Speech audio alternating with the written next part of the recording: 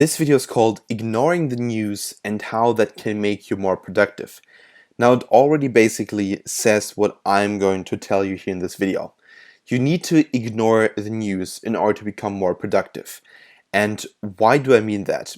Of course, if you're not interested in this topic and perhaps you're not interested in the news, then you can skip this video. But I mean most of the time that news are actually quite biased and that they don't add any value to your life.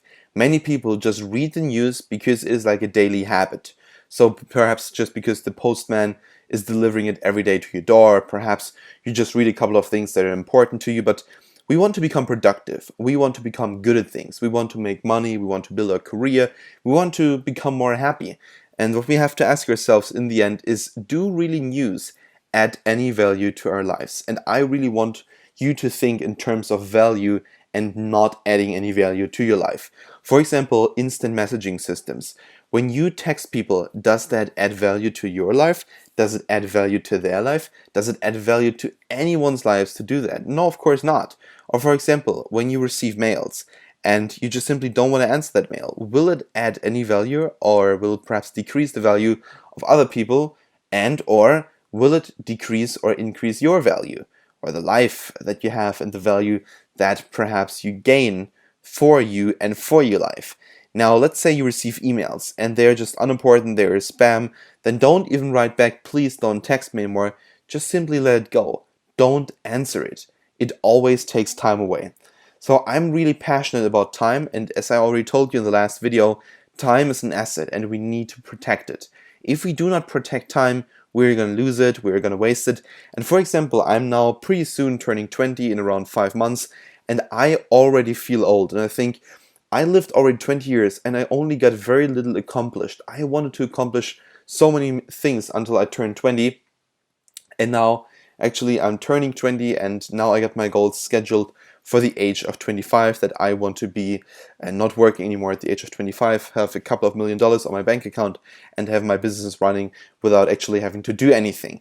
But in the end, that is really how we have to think about our own life. We have time, it is an asset, and we have the things that perhaps add value to our lives and perhaps do not add any value to our lives. And the one thing that I believe doesn't add any value to almost anyone are the news. Of course, it is interesting, but in the end, what we have to ask ourselves is there nothing else that could be as interesting as the news, or could even be better, adds more value to our life, and perhaps makes us happier, perhaps not in the short term, but rather in the long term? For example, could we spend that time in order to get things done? And then in order to have more leisure time. So for example, that we can watch TV or watch a movie, because in the end, that adds something to your life. That adds, for example, let's say happiness, or it adds time. For example, when you have leisure time, you can spend that time together with other people that you love. For example, your girlfriend, your friends, your family, these people. So in the end, you add more time to your life. You add the right time to your life and not the time that you're wasting. Then, most news are biased and do not reflect the actual world around us. Thus, it often does not make a lot of sense to consume them. Sometimes, actually, it has some big advantages. I can see that. There are some people who draw a lot of advantages from news. For example, politicians, people who always need to be up to date, people perhaps on the stock market. These people need to read the newspapers, or at least the headlines, in order to stay informed. For example, I currently have my school of politics class and I need to be informed about the things that are happening every single day.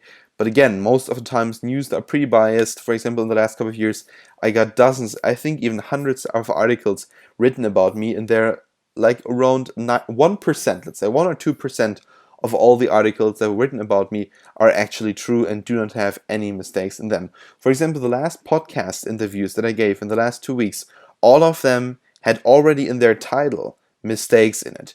So in the end, what we really have to ask ourselves is the representation that the news give us actually proper and right for us? Do we learn anything from it? Do we get any value from those news? And often the answer is no, we do not. So in the end, make sure that if you read the news, that you only read it because it adds value to your life. For example, it can be interest, that can be knowledge that you can use for something. But make sure that you go out of that zone of just thinking, oh, it adds value to my life, but actually you hate reading the news and just do it because the society told you it will perhaps add value to your life. For example, I do not read the news anymore. Every evening I'm watching like 15 minutes of the national television, and I do not do that every day. I do it perhaps like 2 to 3 times a week, but not very often. At the same time, also often at my computer working. And of course, again, this is multitasking, as we already said in this video course. Multitasking is not good, but sometimes you have to do it. So my advice here is perhaps do not care about current events for a couple of weeks and get actual work done in the meantime.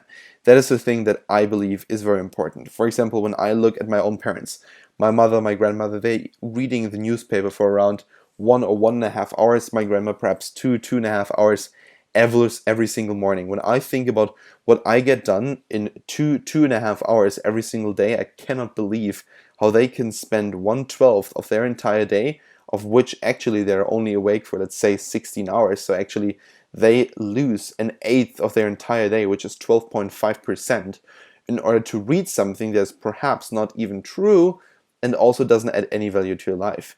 That is the thinking that you need to develop, and that is the thinking that I have. So in the end, really, make sure you don't consume anything that doesn't add any value, that doesn't make you happier, that doesn't make you richer, that doesn't make you more famous. These things are important, and the other things, the news, are not important. So here's one thing that I want to finish off this video with. The more time you have, the better. And what do I mean by that? We can see time as actual proper time in length, or we can see it in quality. For example, we can say, okay, we have around 80 years of life, the average human being, and those are 80 years. Those are 80 times 365 days. Now you could also say, of course, I didn't live for half of that time because I slept at that time, I worked at that time. Actually, I think we actually don't live around 80% of our entire lives, because 80% are actually taking off when you, for example, think about the time that you spend in school, in university, in your job, when you're sleeping, when you're, for example, like on the toilet, like all of these things. The actual leisure time that we have in our entire life is around, let's say, 10% maximum.